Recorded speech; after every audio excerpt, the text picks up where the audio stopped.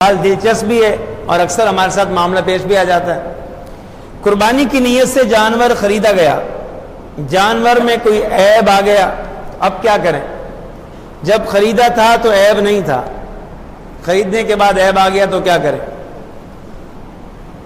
بھئی یاد رہے کہ اگر عیب چھوٹا ہے، معمولی ہے، تو قربانی ہو سکتی ہے، اور اگر عیب بڑا ہے، اب اس کا اگر علاج ہو گیا قربانی کا وقت آنے سے پہلے وہ عیب دور ہو گیا علاج کے ذریعے، تو اب وہ جانور قربان ہو سکتا ہے، اس کی قربانی جائز۔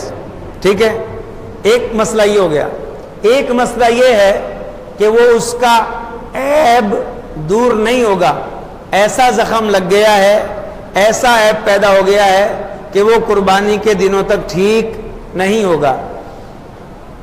اب کیا کریں؟ اب یہاں دو مسئلے ہیں۔ اب خریدنے والے کو دیکھا جائے گا کہ وہ جانور جس کا ہے، جس وقت اس شخص نے جانور خریدا کیا وہ صاحب نصاب تھا؟ یعنی خریدنے والا اگر صاحب نصاب ہے، ٹھیک ہے، صاحب نصاب ہے، تو یہ وہ کیا کرے؟ وہ دوسرا جانور اس کی جگہ قربان کر دے، اس جانور کو بیچ دے، اور وہ جو پیسے آئیں اس سے دوسرا جانور خرید لے۔ اب اگر اس کو بیچنے میں کوئی فائدہ ہوا، پیسے اوپر ملے، تو وہ پیسے بھی صدقہ کر دے۔ ہاں اگر اپنے پاس سے اور ملانے پڑ رہے ہیں تو ملا کے دوسرا جانور خرید لے، اس پر دوسرا جانور خریدنا لازم ہے۔ صاحب نصاب نے جانور خریدا، وہ عیب والا ہو گیا، اب صاحب نصاب کو حکم ہے کہ وہ نیا جانور خرید کے قربانی کرے۔ ایک مسئلہ۔ دوسرا یہ ہے، دوسری صورت یہ ہے کہ خریدنے والا صاحب نصاب نہیں ہے، غریب آدمی ہے، اس کے پاس تھے 40,000 روپے، اسی کا وہ جانور خرید کے لے آیا۔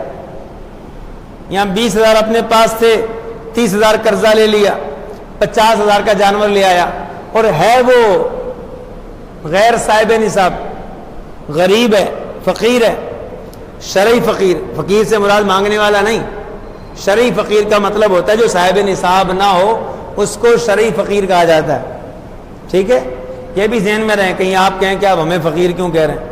تو میں آپ کو فقیر نہیں کہہ رہا، شریعت نے اس کو شرعی فقیر کہا ہے جو صاحب نصاب نہ ہو۔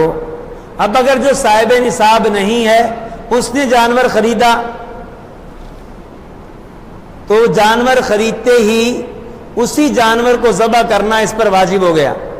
اب اگر اس میں عیب بھی آ جائے تو یہ جو غیر صاحب نصاب ہے، فقیر ہے، یہ اسی جانور کو ذبح کرے گا، یہ اس کو بیچ نہیں سکتا، چاہے وہ عیب والا ہو جائے، عیب والے ہی کی قربانی کرے گا، اس کی قربانی ہو جائے گی۔